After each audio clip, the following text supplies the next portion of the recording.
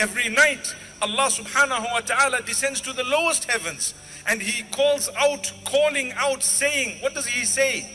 He says, who is there seeking forgiveness at the time when the third of the night remains? Who is there seeking forgiveness so I can forgive? Who is there repenting so I can accept? Who is there asking me any of their needs so that I can give?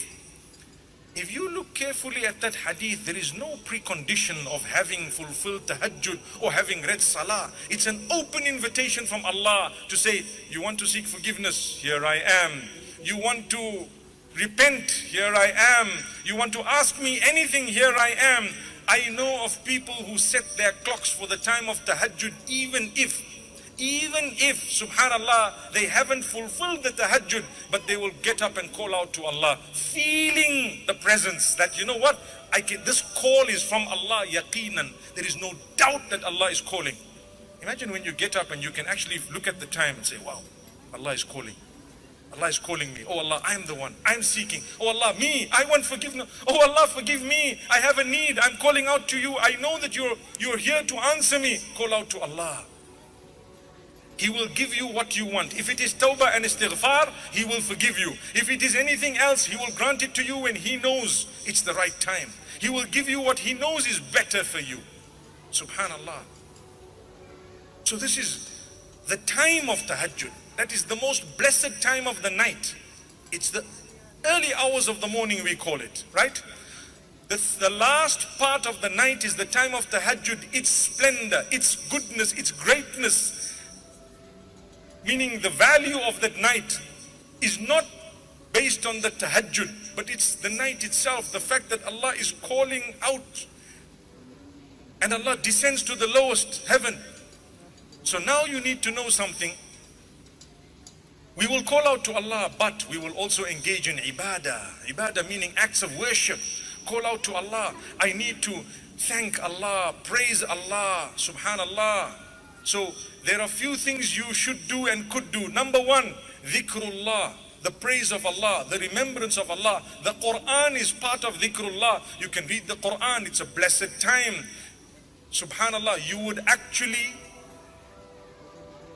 be encouraged to engage in Salahtul tahajjud with units of two. Salahtul layli mathna. The Prophet ﷺ says the salah of the night is read in twos. So we read them in twos. That's the recommended, the proper way of doing things. So you read them in twos, but on condition that you are doing it with your whole heart, no rush at all.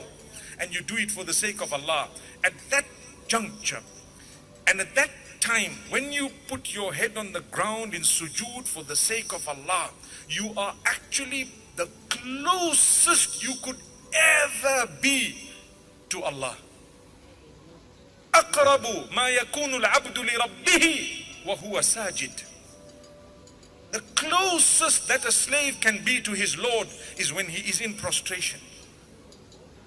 You know, when you want to look at the value of prostration, ask yourself, would I ever put my head down in that condition in front of a king or a person or a monument or a statue? Absolutely not. Never. Worship is for Allah and Allah alone. So that's why no matter how big I may be, how wealthy, how powerful, how healthy, how many kids and grandkids and great-grandkids I have, but I am nothing but a slave of Allah, the Lord of the worlds. I will drop in sujood for the sake of Allah.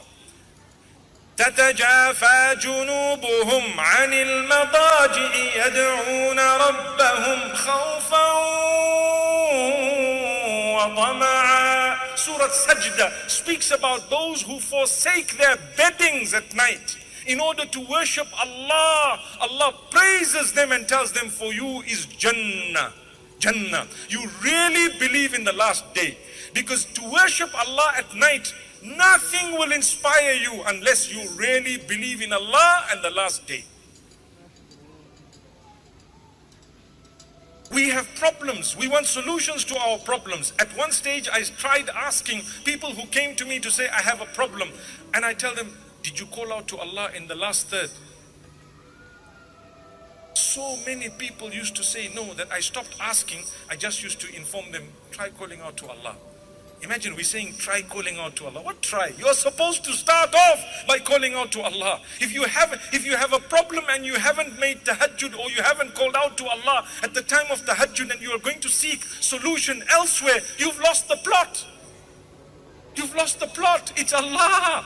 Allah has the solution to your problem. Allah has everything, and you haven't yet called out to Him, and you're coming to me and to others to help you to resolve a matter when Rabbul Izzati wal Jalal was not called out to. Where is your ibadah of the night? You need it. Subhanallah.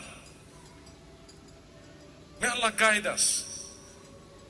So when we speak of Rasulullah sallallahu alaihi wasallam, I guarantee you, and I'm telling you, he did not need to call out every day and to make dua and istighfar. He was not a person who was sinful at all, but he did it so that we could follow that example. Here we are claiming to be the lovers of Muhammad sallallahu alaihi wasallam. How many of us have read Salahtul Tahajjud in the last 30 days?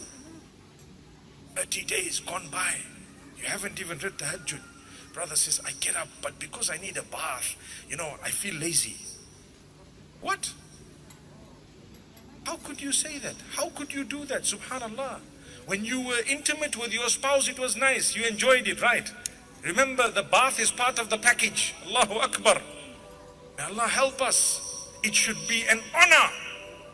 But I'm shy. People will hear the water at that time of the night. They know what happened at night.